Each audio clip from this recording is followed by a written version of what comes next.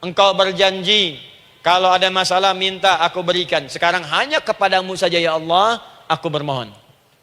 Maka kalimatnya namanya iyyaka nasta'in. Sekarang saya tanya kepada ibu, apakah dalam sholat ibu membaca kalimat iyyaka nasta'in? Tuh. Saya mau tanya, ibu bacanya saat ruku atau saat sujud? Berdiri. Gak ada orang ruku baca kalimat ini. Allahu Akbar. Iyyaka na'budu wa iyyaka nasta'in. Berdiri. Iyyaka na'budu wa sekarang saya bacakan hadis qudsinya. Tersambung dari Nabi sallallahu alaihi wasallam. Qala Rasulullah sallallahu alaihi wasallam, qala Allah azza wa jalla. Allah langsung yang berfirman lewat hadis qudsi. Perhatikan bahasanya. Qasamtus shalah baini wa baina abdi. Saya bagi dalam salat itu dua bagian, antara hak aku dan hak hambaku. Wali abdi ma sa'ala. Dan jika benar hambaku menunaikan kewajibannya dengan baik, menjaga hak-hak aku, maka pada saat itu apapun yang dia minta dalam salat aku akan berikan. Apapun. Kapan itu terjadi? Perhatikan kalimatnya. Idza qala al-'abdu, kalau hamba mulai membaca dalam salatnya, alhamdulillahi rabbil alamin. Alhamdulillahi rabbil alamin. Qala Allah azza wa jalla, seketika Allah menjawab, hamadani 'abdi, hambaku sedang memujiku. Ibu ingat baik-baik Bu ya. Ingat baik-baik. Setiap ibu baca Al-Fatihah dalam salat itu Allah memperhatikan dan menjawab bacaan ibu. Tadi masih ingat ketika saya katakan wa idza sa'alaka 'ibadi anni fa inni qarib, Allah itu dekat. Ya. Wa idza qala al-'abdu ar-rahmanir rahim, kalau hamba melanjutkan ar-rahmanir rahim, qala Allah azza wa jalla, Allah langsung menjawab athna 'alayya 'abdi, hambaku sedang menyanjungku.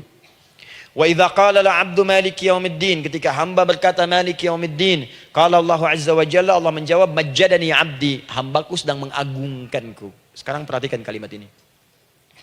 Wa idza qala al-'abdu, jika seorang hamba berkata iyyaka na'budu wa iyyaka nasta'in, ya Allah, sekarang hamba salat ibadah atas perintahmu. Dan hamba minta ya Allah, hamba punya masalah, hamba punya persoalan, dan kau janjikan minta dalam salat. Qala Allah azza wa jalla, Allah jawab, hadza baini wa baina abdi, inilah perjanjian aku dengan hambaku. Wali abdi, kalau hambaku benar salatnya sampai bacaan ini, masalah apapun yang dia minta sekarang aku akan kabulkan. Dalam berdiri. Cuman sayang, kadang-kadang dalam keadaan ini banyak yang tidak minta. Maka caranya saya sampaikan yang pertama, kalau ibu sudah sampai ke bacaan ini, iyyaka na'budu wa iyyaka nasta'in, sertakanlah dalam hati ibu. Gak usah dilafadzkan. Sertakan ibu punya masalah apa. Atau secara umum minta solusi. Minta. Nabi itu kalau sholat, Nabi SAW kalau sholat, itu kalau baca ayat-ayat Quran, itu seringkali berhenti Bu. Sering berhenti. Kalau dalam ayat doa, beliau berhenti, mohonkan dengan baik. Kalau ayat-ayat surga, minta supaya umatnya ke surga. Ayat-ayat neraka, mohon supaya umatnya dibebaskan dari neraka. Minta. Kesaksiannya banyak. Hudzaifah al-Yamani pernah salat di belakang Nabi, begitu. Abdullah bin Mas'ud radhiyallahu ta'ala anhu salat di belakang Nabi, begitu. Ubay bin Ka'ab radhiyallahu ta'ala anhu salat di belakang Nabi, begitu. Di kesaksian mereka sama semua. Makanya seringkali itu nggak sadar, enak salat dengan Nabi itu. Nyaman. Kalau baca ayat surga seakan-akan pengen cepat ke surga. Kalau baca ayat doa berdoa, jadi nggak sadar. Rakaat pertama 100 ayat aja Al-Baqarah. Ya, kadang-kadang lewat ke Ali Imran. Pernah rekornya 5 juz 4 halaman, An-Nisa ayat 176 baru berhenti. Ya walaupun besoknya nggak pada ikutan lagi. Ya, karena merasa ini kapan rukunya gitu, sekarang atau nanti, sekarang atau nanti. Tapi enak. Nah, saya ajarkan satu hal, kalau kita sampai pada bacaan Al-Fatihah tadi, jeda sejenak Bu, rasakan itu, minta. Minta. Setelah itu Allah ajarkan satu lafaz. Kalau lafaz ini benar dibacakan oleh ibu, benar dibacakan, maka seketika doa akan dijawab. Langsung dikabulkan. Apa bacaan itu? Nanti dalam pelajaran selanjutnya kita akan bahas ya, insya Allah. Masih ada waktu? Oh ya, kalau masih kita bahas ya. Masih. Ada sesi mau jawab pertanyaan dulu, diskusi dulu, atau saya teruskan sebentar? Teruskan ya. Baik, kalau kita sampai jam 10, saya jeda sampai ke 9.45. Jadi 15 menitnya kita bisa diskusi ya. Baik. Apa lafaz yang kita bisa mohonkan? Teruskan ayatnya. Ihdinas siratal mustaqim.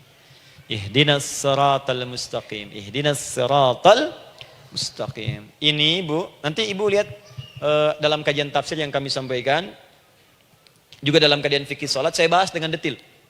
Di sini singkat saja, singkat padat. Ihdina itu, ya Allah berikan kami hidayah, berikan kami jalan, berikan kami petunjuk, tunjukkan kami jalan yang lurus. Kalimat ihdina asalnya dari kata hidayah. Hidayah, jamaknya hudan. Ihdina, berikan kami hidayah, berikan kami hudan. Kalau tunjukkan kami jalan yang lurus, itu terjemahan Bu. Terjemahan.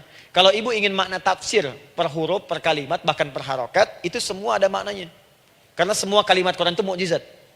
Ihdina dari kata hidayah, hudan, berikan kami hidayah. Hidayah dalam bahasa Arab itu banyak maknanya. Bisa solusi dari semua persoalan. Bisa jalan menuju kemudahan. Bisa kesuksesan. Bisa petunjuk, banyak. Kalau dikumpulkan namanya hudan. Hudan. Makanya Al-Quran disebut hudan, karena di Quran ada semua. Solusi ada, petunjuk ada, kemudahan ada. Dzalikal kitabu la raiba fi hudal. Al-Quran hudan. Syahrul Ramadan alladzi unzila fihi al-Quran hudan linnas. Isi Quran semua hudan. Di situ ada solusi. Di situ ada petunjuk. Di situ ada kemudahan. Kalau kita ingin minta semua itu, kalimatnya dikatakan fi'il amr lit talab. Permohonan dalam bentuk kalimat permintaan. Ihdina, berikan kepada kami hudan. Kalau sudah mengatakan ihdina artinya minta solusi, minta kemudahan, minta petunjuk. Jadi ketika Ibu mengucapkan kalimat ihdinas siratal mustaqim, itu artinya ya Allah berikan kepada kami solusi dari masalah yang sedang saya hadapi. Berikan petunjuk dari persoalan yang sedang saya jalani. Berikan kemudahan ya Allah dari kesulitan yang tengah saya hadapi. As-siratal mustaqim, yang lurus, yang gampang. Karena jalan yang gampang itu lurus, gak berkelok Bu. Langsung ke tujuan. Saya mau ke sini jalannya belok-belok, gak langsung kan gak enak. Ibu mau ke satu undangan, jalannya belok sini, belok sini, belok sini, belok sini. Kelokan 9, kelokan 7, kelokan 8. Ya. Kan rasanya berliku. Ibu ingin mendapatkan solusi, tapi dilempar-lempar. Ke sini dulu, berkelok. Sini dulu, sini dulu, sini dulu. Kenapa nggak Ibu lurus dapatkan langsung? Dalam bahasa Arab, apalagi kalimat yang fasih, mendapatkan sesuatu dengan gampang, dengan mudah. As-siratal mustaqim, lurus ke tujuan, cepat, mudah. Apalagi ke surga nanti, tunjukkan kami jalan yang lurus, yang benar, hak dari Allah dan mudah didapatkan. Itu maksudnya. Ini bukan sekedar tunjukkan jalan yang lurus, solusi yang mudah, yang gampang, yang cepat. Paham di sini ya? Seperti orang-orang dulu mendapatkannya. Siratal ladzina an'amta 'alaihim. Seperti orang dulu mendapatkan semua kenikmatan ketika mereka bermohon kepadamu ya Allah. Siapa mereka? Ada 4 golongan disebutkan di Quran surah keempat ayat 69. Ada para nabi, orang-orang jujur siddiqin, para syuhada dan orang-orang soleh. Ya, wa may yuti'illaha wa rasul fa ulaika ma'al ladzina an'ama Allahu 'alaihim minan nabiyyina was-siddiqina wasyuhada was-shalihin. Para nabi dulu berdoa, ya Allah, saya ada masalah, dikabulkan. Kita minta ya Allah, sekarang saya berdoa, tolong kabulkan seperti nabi-nabi dulu dikabulkan. Nabi Ayub sakit, berdoa dikabulkan. Kita sakit, dikabulkan. Nabi Ibrahim ada ujian, dikabulkan. Nabi Ibrahim punya ujian dengan anak. Kita ada ujian dengan anak, minta dikabulkan. Anak-anak berselisih, ada yang dendam, yang iri. Seperti anaknya Nabi Yakub. Nabi Yakub berdoa, dikabulkan. Kita minta, dikabulkan. Ada syuhada, berdoa, dikabulkan. Kita minta, dikabulkan. Orang soleh berdoa, minta dikabulkan. Kita minta, dikabulkan. Ya Allah, seperti engkau kabulkan doa orang-orang dulu yang melahirkan nikmat, mohon kabulkan kami yang minta sekarang dan mendapatkan kenikmatan itu. Itu maksudnya. Ya, siratal ladzina an'amta 'alaihim. Siapa an'amta 'alaihim di sini? Ulaikal ladzina an'amallahu 'alaihim. Sama persis kalimatnya. Minan nabiyyina was-siddiqina wasyuhada'i was-shalihin. Jadi jangan diartikan sebatas terjemahan. Walaupun di musim haji sekarang itu bisa dipakai. Saya tugas 2010 di Mekah. Ada jemaah kesasar, lupa maktab. Kemudian ingin balik, nggak tahu jalan. Dia ketemu askar. Askar nggak bisa bahasa Indonesia, dia nggak bisa bahasa Arab. Tapi dia hafal Al-Fatihah. Datang kepada askar, dia tunjukkan gelangnya. Pak, ihdinas siratal mustaqim. Tunjukkan saya jalan yang lurus. Ikutin gelang. Askar nggak bisa bahasa Indonesia. Dikasih bahasa Arab nggak paham-paham. Tapi askar ini pun cerdas. Dia tunjuk, dia lihat gelangnya. Oh, maktab sana. Siratal ladzina an'amta 'alaihim ghairil maghdubi 'alaihim waladdallin. Lurus, jangan belok-belok. Kalau belok nanti engkau tersesat atau dicaci maki orang. Maghdub ya dicela orang. Dhalin tersesat, kan? Jangan dicela, jangan sesat, lurus. Tapi kalau dalam berdoa dalam sholat minta di hati hadirkan. Jelas ya? Itu posisi pertama. Jadi pertama minta lewat sholat. Yang kedua cepat rajin istighfar, Bu. Saya cepat ya, rajin istighfar. Saya ada 7 menit lagi. Ibu rajin istighfar. Astagfirullah, astagfirullah, astagfirullah, astagfirullah. Itu yang paling singkat. Astagfirullahaladzim, astagfirullahaladzim, astagfirullahaladzim. Itu yang menengah. Astaghfirullahaladzim alladzi la ilaha illa huwal hayyul qayyum wa natubu ilaihi. Astaghfirullahaladzim alladzi la ilaha illa huwal hayyul qayyum wa natubu ilaihi. Astaghfirullahaladzim alladzi la ilaha illa huwal hayyul qayyum wa natubu ilaihi. Itu yang cukup panjang. Ibu rajin istighfar. Orang yang rajin istighfar itu diantara yang disebutkan dalam riwayat-riwayat adalah orang-orang yang cepat dijawab doanya. Hanya dengan istighfarnya. Jadi dia tuh punya keinginan, dia nggak katakan. Jadi keinginan di benaknya dia, terus dia istighfar. Astagfirullah, astagfirullah, astagfirullah. Itu kalau benar rajin istighfar, seketika dikabulkan. Cepat. Ada seorang yang hidup, ini tukang roti. Di zaman Imam Ahmad bin Hanbal. Saya pernah kisahkan ini di beberapa keadaan. Orang ini, itu ahli istighfar. Jadi maaf ya Bu ya, bukan istighfarnya pas ada keperluan aja, bukan.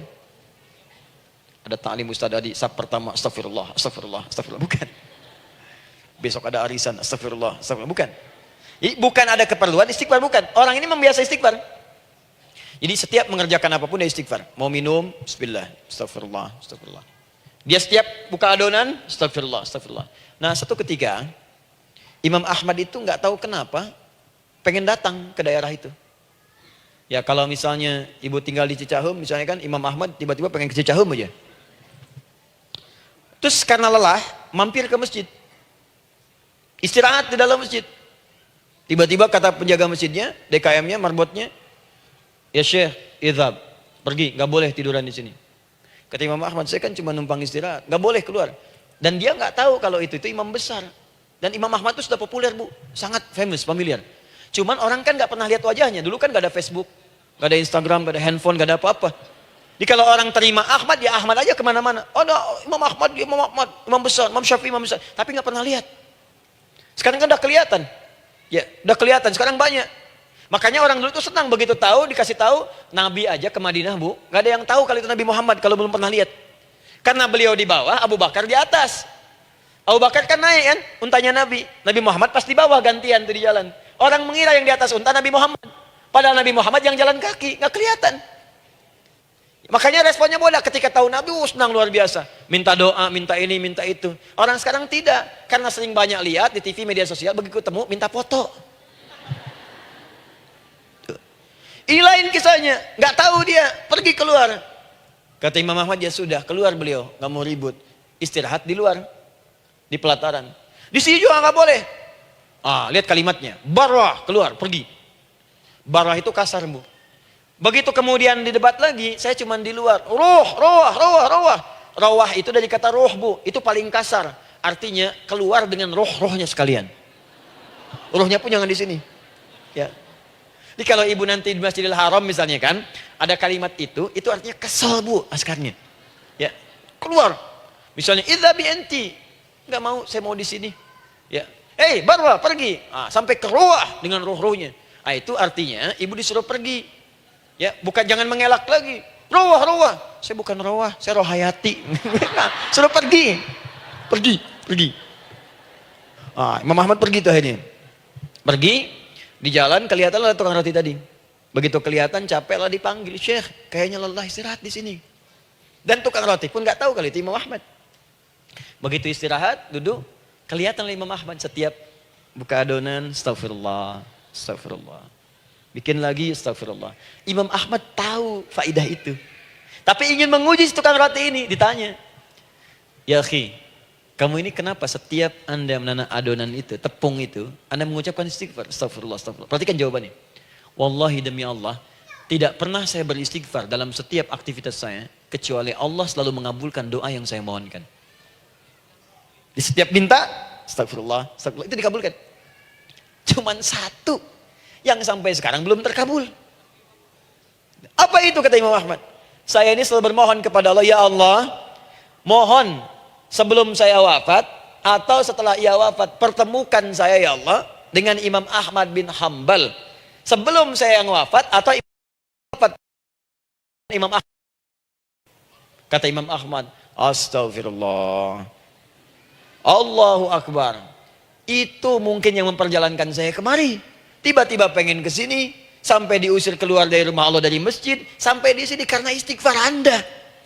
Sayalah Imam Ahmad bin Hambal. Astagfirullah, astagfirullah, astagfirullah. Imam Ahmad ke situ datang. Tolong jangan lakukan pada saya. Salah di hidayat ya Allah. Astagfirullah, astagfirullah. Saya jawab lagi dari sana. La haula wala quwata illa billah. Ini istighfar. Nah, kapan istighfar yang baik? Istighfar yang baik dilakukan setelah tahajud sebelum fajar. Saya ulang ya. Setelah tahajud sebelum fajar. Dalilnya Quran surah ke-51 ayat 18. Baca dari ayat 15 sampai 18-nya. Jadi ibu kalau mau seperti itu, rajin tahajud dulu bu. Tahajud. Setelah itu biasakan istighfar. Itu latihan dulu, itu baru latihan. Ingat ya, istighfar menjelang fajar di waktu sahar, itu baru latihan. Astagfirullah, astagfirullah, astagfirullah. Nanti kalau sudah banyak latihan, ibu akan refleks. Mau duduk masuk mobil, astagfirullah. Duduk mau makan, astagfirullah. Ya, kadang-kadang ibu mau ambil handphone, astagfirullah. Itu refleks di lisan kita keluar. Ahli istighfar itu nggak direncanakan keluar di lisannya. Astagfirullah, astagfirullah, astagfirullah. Kalau sudah seperti itu, berbahagialah. Karena apapun kadang ibu inginkan, sepanjang itu ibu butuhkan, seketika dikabulkan. Ya. Yang ketiga, yang terakhir. Sudah 9:45, boleh sedikit? Ya, yang terakhir ya, terakhir. Jangan khawatir, setelah ini selesai. Jangan khawatir. Yang ketiga, ini amalan yang paling dahsyat. Jadi yang pertama minta dikabulkan. Yang kedua baru istighfar dikabulkan. Yang ketiga nggak ngapa-ngapain dijawab. Artinya baru terbersit, ada keinginan jawab seketika. Amalan yang ketiga ini adalah amalan yang dikerjakan karena cinta kepada Allah Subhanahu wa taala. Mahabbatillah, kecintaan kepada Allah. Amalan yang dikerjakan karena cinta kepada Allah Subhanahu wa taala. Amalannya mencintai Allah. Beda bu. Salat dengan cinta dibandingkan dengan salat karena memenuhi kebutuhan atau kewajiban saja, itu akan lain. Ibu kalau benar-benar mencintai Allah, maka dalam salat pun persiapannya akan beda. Saya beri contoh gini ya. Dari pakaian akan lain kata Al-Quran. Quran surah 7 ayat 31. Ya bani Adam khudhu zinatakum inda kulli masjid. Hei anak cucu Adam, kalau ada panggilan dari masjid, kenakan pakaian terindahmu. Di orang-orang yang mencintai Allah saat akan sholat, dia akan perhatikan dari pakaiannya. Jauhkan dari yang haram. Terus cari yang paling baik yang dia kenakan. Gak akan sembarangan. Kalau ibu pakai mukena juga cari mukena yang paling indah. Bukan karena pengen dilihat orang. Karena ingin Allah menyaksikan sholat ibu dalam keadaan yang sempurna. Wudu tuh hati-hati gitu. Quran surah ke-5 ayat ke-6. Ya ayyuhalladzina amanu idza qumtum ila shalah faghsilu wujuhakum wa aydiyakum ilal marafiq wamsahu bi ru'usikum wa arjulakum ilal ka'bain. Jika ada orang beriman mencintai Allah, mau salat dia mau wudu, wudunya enggak akan sembarangan, Bu. Cuman basuh. Ya, bagian kepala juga harusnya kepala, dia rambut, takut selesai. Sampai ke kaki cuma disodorkan di keran, beres. Itu sih anak kecil juga bisa. Orang ini lain. Dia akan pelan-pelan dilihat secara sempurna. Hati-hati, kerjakan karena Allah, karena ingin baik. Kalau orang sholat, hanya kebutuhan saja, maka yang penting dia takbir sampai salam selesai. Tapi ini tidak, dia akan pelajari bagaimana Nabi mengajarkan sholat yang benar. Bagaimana bacaan saya benar. Dia belajar ngaji supaya benar bacaan Fatihahnya. Dia belajar dengan baik supaya khusyuk di dalam sholatnya. Dia pahami satu-satu. Apa artinya Allahu Akbar? Apa artinya Subhana Rabbiyal Azim? Apa artinya Subhana Rabbiyal A'la? Apa artinya Sami Allahu liman hamidah? Dipahami. Di begitu dia sholat baru takbir sudah paham isinya. Jika ada orang seperti ini, Dia mengerjakan apa yang Allah perintahkan karena cinta dengan Allah. Dia berzakat karena ingin mencintai Allah. Dia berinfak karena cinta dengan Allah, bukan karena uangnya. Pokoknya kalau orang cinta itu, Bu, setiap pecinta, dia akan memberikan apapun pada yang dicintai. Walaupun tak diminta. Dan pecinta itu sifatnya, kalau yang dicintainya senang sesuatu, akan otomatis ikut senang. Ibu misalnya senang ya dengan pasangan sebelum menikah. Pasangan senang kucing, ibu akan terpaksa senang kucing. Ibu cinta dengan anak, semua akan diikuti apa yang diinginkan. Seperti itu, cinta itu butuh pembuktian. Karena itu sering saya katakan pada akhwat ya yang belum menikah, yang masih muda-muda belum menikah, cinta itu butuh pembuktian. Jadi jangan percaya kalau ada orang yang bicara di lisannya nggak ada buktinya. Aku akan seperti Dilan membawamu dalam motorku. Katakan padanya, aku tak butuh dengan rayuan kata-katamu. Itu hanya angin surga. Yang kubutuhkan, tuliskan namaku di buku nikah kita. Wah, catat. Itu caranya. Main ke Taman Dilan, cuman boncengan. Seakan dunia milik berdua, yang lain nggak ada. Gombal. Udah ya? Jelas? Jadi amalan yang ketiga ini kerjakan karena Allah. Saya mau contohkan satu. Ibu pernah dengar Imam Malik bin Anas? Pernah ya? Gurunya Al-Imam Asy-Syafi'i, Imam Malik bin Anas, lahir di kisaran tahun 94-95 Hijrah. Siap, Kang Dan. Wah, ini terakhir nih, saya tutup nih. Benar-benar terakhir, betul-betul. 10 menit lagi kalau ada nanti tanya jawab, sedikit. Imam Malik ini, Bu, itu Masya Allah. Saking cinta pada Allah dan Rasul, itu tidak pernah, jangankan sholat. Dalam beliau memberikan fatwa pun akan mencari pakaian yang paling bagus, paling indah. Dan beliau menjaga adab dalam menyampaikan kalimat Nabi pun itu luar biasa. Sampai satu kali pernah pakai jubah bagus, indah, ada lebah menyengat di kepalanya, sedang menyampaikan hadis. Saking hormatnya terhadap hadis Nabi, lebah itu dibiarkan menyengatnya. Nggak mau memutus kalimat Nabi, hadis Nabi hanya untuk mengusir lebah, dibiarkan sampai tersengat. Apa yang Allah berikan kepada beliau? Allahu Akbar. Satu kali singkat berdiskusi dengan muridnya Al-Imam Asy-Syafi'i. Kata Al-Imam Asy-Syafi'i, ya guru, setahu saya rizki itu dicari dulu baru dikasih. Imam Malik lebih tinggi ilmunya pada saat itu. Beliau tahu ada 8 jenis rizki. Ya Syafi'i, ada rizki yang tidak perlu dicari, Allah berikan. Wah, berdebat tuh sampai berpisah. Setelah itu secara singkat Imam Asy-Syafi'i lewat di kebun anggur sedang panen anggur besar. Tiba-tiba tergerak untuk membantu, datang ke situ bantu. Begitu selesai dikasih hadiah anggur banyak, besar-besar, indah, enak, gitu kan? Ketika diberi itu langsung senang beliau. Bukan karena anggurnya, karena merasa pendapatnya benar. Jadi begitu bekerja baru dapat. Dibawalah anggur ini diberikan pada gurunya. Perhatikan adabnya terhadap guru. Jadi kalau ibu adabnya bagus pada guru, keberkahan dapat, ilmunya pun menghunjam di jiwa. Imam Syafi'i nggak merasa benar, tapi memberikan sebuah jawaban dengan adab. Guru, tadi itu ada panen anggur, saya mencoba membantu. Begitu saya bantu, dikasih anggur, dikencangkan kalimatnya. Begitu saya bantu, dikasih. Dibantu dulu, baru dikasih. Kalau saya nggak bantu, saya nggak dikasih. Apa jawab Imam Malik? Imam Malik tersenyum, tertawa. Tabassama dhahika. Masya Allah, Syafi'i bahasa kita. Tadi itu saya keluar, mau ngajar. Siang-siang terik begini, saya kepikiran, ya Allah, kalau makan anggur yang enak-enak, enak banget sekarang ini. Ada anggur sekarang. Tuh. Murid berikhtiar, guru mendapatkan hasil. Setelah itu Asy-Syafi'i naik dan jadi bintang di zamannya sampai kekinian pun luar biasa. Dan mendapatkan barakah gurunya, seperti gurunya dapatkan, muridnya pun meraihnya. Itulah 3 cara bagi kita untuk bermohon kepada Allah.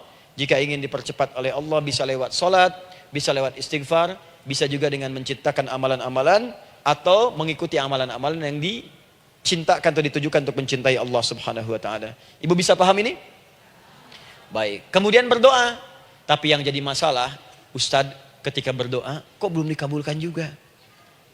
Apa ciri doa dikabulkan? Seperti apa kita tahu doa kita dikabulkan? Itu mungkin kita bahas di episode yang berbeda insyaallah.